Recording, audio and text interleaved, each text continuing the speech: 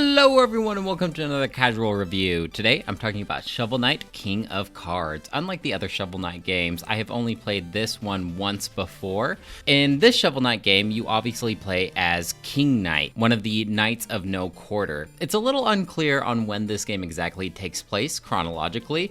If I was to guess, I feel like it takes place in between Spectre Knight and before Plague Knight and Shovel Knight, but I am not exactly clear on exactly when it is, but it's obviously before Shovel Knight comes into the scene. In this game, a very popular card game called Joustus has swept the land, and Joustus is basically like it's almost like a card game that you place cards in and they have arrows in which you can shove other cards, and basically the idea is you're trying to shove your own cards on certain tiles that have gems on them, and then once all the spaces have been filled, whoever owns the most cards that are on these gem slots wins. Now, I will go more into depth about Joustus in a second, but plot-wise, there's a Joustus tournament going on right now, and King Knight hears that if you win Joustus, you become the King of Joustus, and King Knight really isn't actually even a king, but he is obsessed with the idea of being a king,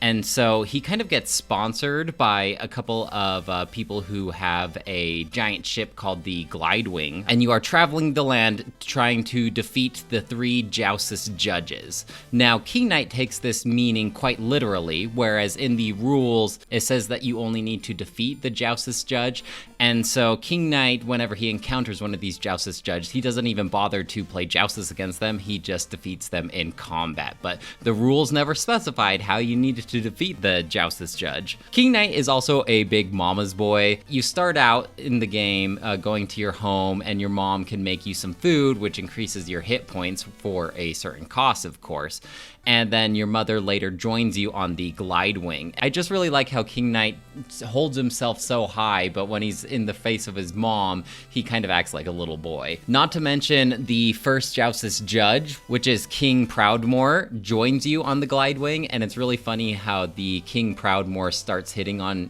King Knight's mom, and King Knight just cringes at every interaction that these two have. As far as gameplay mechanic goes, I really like King Knight's movesets, his items. Basically, his whole thing is he can do a Wario shoulder bash, like a horizontal shoulder bash into enemies, and if you successfully collide with a wall or an enemy, you will get an extra little jump, and King Knight will start twirling, and this is where you can start hopping. Using this twirling motion, you can hop across obstacles and enemies, pretty similar to Shovel Knight when he points his shovel downwards. You have that whole pogo motion, and so this kind of chain of commands introduces a lot of interesting platforming where you need to think of where you're going to shoulder bash in order to activate the twirl, because you cannot have the twirl without first doing the shoulder bash. So you almost have to like leap off of the edge, shoulder bash into the wall of that edge to get that extra jump, and then your twirling has been activated. And so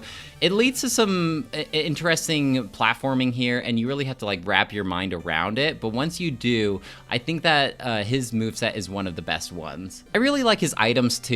I never quite got the name of these items, but they're the active use items. There's a lot of fun ones. There's one where you have like a flaming sword and you like do a cool spin up in the air. There's one where you do a super long shoulder bash and you can like run along the water. There's one that like encapsulates you into a bubble, which lets you do an extra shoulder bash into the air. So it kind of lets you do a little bit of extra platforming, but you don't float upwards vertically very high. In order to purchase these items this time, instead of like the red skulls from Spectre of Torment, you are collecting these medals, and these medals can be found in levels, but they can also be won by defeating people in a round of Joustus, the card game. And you can ask lots of people in this game for a round of Joustus, and in order to actually 100% complete this game, the goal is to collect every card in Joustus, and whenever you defeat an enemy in Joustus, not only do you get a medal, but you also get to claim one of their cards that they put into play. Now, Now, this also works against you as well, for if you lose a round of Joustus, then the enemy takes a card from you. Now, you are able to talk to a certain vendor and you can rebuy all of the cards that you've lost. This is also the main source of buying other cards. You basically buy like one random card, and there's 3 tiers of how good the card is. And as you are playing through the game, you unlock more and more powerful cards. To be honest, I actually wasn't that big of a fan of Joustus. I just wanted to do more 2D action platforming, but luckily enough, you are not required to do actually any Joustus in this game. Now, it is beneficial if you do the Joustus, but there's a lot of ways to go around not doing Joustus. For instance, you don't even have to touch it. There are these Joustus houses in each of the worlds, and that's where you face off against a couple of different enemies and one of the main bosses. But really, you can just completely ignore Joustus. Now, if you still want the rewards for Joustus, such as the medals and the prize coins, you are also able to purchase cheats, Joustus cheats, and there's one in particular that's really powerful, where it basically, like any enemy Joustus cards that are on the gem slots, you can automatically turn them into yours. So if you pop one of these guys right before the end of the game, it's pretty much a guaranteed win. Now, this does cost about 1,000 gold, but it's really not that big of a deal because you encounter a ton of gold here, almost more than you could ever possibly spend. Honestly, I think that I would like Joustus, but I'm just too bad at it, and the computers always beat me. I wouldn't say always. Now, obviously, as the game progressed, I was able to get better and better cards, and that's kind of like where the quality of my deck outmatches my lack of intelligence when playing this game. So I would win maybe 60% of the time, in all honesty, but I didn't want to have that feeling of losing, and so I'd always keep a cheat in my back pocket just in case I could see that the game was not going in my favor. It's fun moving around the glide wing. This acts as your headquarters in this game, and as you play through the game, you encounter more characters who eventually join you on this ship, and you can also purchase aesthetic upgrades to this glide wing. Similar to Spectre of Torment, whenever you defeat like one of the Knights of No Quarter, you can see them hanging out on the glide wing, and you are able to challenge them to a Joustus game. There's a lot of different upgrades that you can do on this ship, upgrades to your gear, both aesthetically and functionally. This is also where you talk to your mom to upgrade your health and your mana pool. You can commission this artist to make a giant painting of you, and when the painting is complete, it unlocks a new emote for King Knight to do, where he sits on his throne and twirls his goblet. And it's just fun exploring this headquarters. I felt the same way about Spectre of Torment in the tower as well. Level-wise, this is probably the most different out of all the Shovel Knight games. The levels themselves are very, very plentiful, but relatively short compared to the other Shovel Knight games. In other Shovel Knight games, typically you'd have maybe 5 or 6 checkpoints. Most of the King Knight levels only have 1 or 2 of these checkpoints to give you a frame of reference for how short these levels are. Also, there are alternative paths, because they did bring back the Super Mario Bros. 3 overworld, where you can kind of choose your path to choose your level. But within these levels, if you go off the beaten path, you can sometimes uncover alternate paths, which unlock alternate routes in the overworld as well.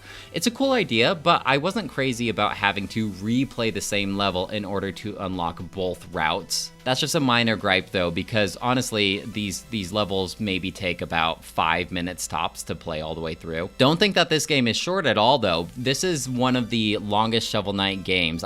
It probably took me the longest to play through this one compared to the other 3. I like how varied the levels are compared to the other Shovel Knight games as well. In the other Shovel Knight games, you go to Mole Knight's level, and you know that it's going to be lava, and then you'll be encountering Mole Knight. This game introduces a couple new environments. For instance, one of the Joustus judges is the Troupple King, and so you go through a couple of levels that are Troupple Pond themed. There's also the Birder King, and so you go through a couple birder levels. And really, the Enchantress kind of takes a backseat in this game. She's still present, but she's not the main focus of this game. Like, the overthrowing her isn't the main point in this game. The main point of this game is to become the Joustus King. There are some features in this game that I do miss from previous Shovel Knight games, for instance, the ability to replay music. Honestly, I probably didn't utilize this feature that much in the other Shovel Knight games, but it was nice to have that feature. Now that I think about it, I don't think Spectre Knight had this feature as well. Also, I do miss the ability to upgrade the active items that I could use in Spectre of Torment. I really like the concept of upgrading my powerful items, the ones that I would use a lot, in order to make them even more powerful. If there was a way to do this in King of Cards, I never found it. But the humor in this game is absolutely top notch. I just love how much of a cocky jerk King Knight is, and I really like how the ending played out as well. There's a lot of funny interactions between him and his callousness to other characters, and the other characters just completely buy into how he holds himself and how confident he portrays himself to be, even though he's really just like a selfish jerk and an oaf. I remember the first time that I played this game, I liked it, but I didn't think that it was my favorite. Having played all of these Shovel Knights back to back, I think it's a pretty even tie between Spectre of Torment and King of Cards, tied for my favorite Shovel Knight game. They're all really, really good, however, and I recommend that you play through all of them. The Shovel Knight Treasure Trove is certainly a very awesome package. Overall, I'm going to give Shovel Knight King of Cards a 5 out of 5. Probably no surprise there. That's it for me, though. Let me know if you have any questions or comments about Shovel Knight King of Cards, and I'd love to hear what you have to say. Otherwise, I'll talk to you later. Bye!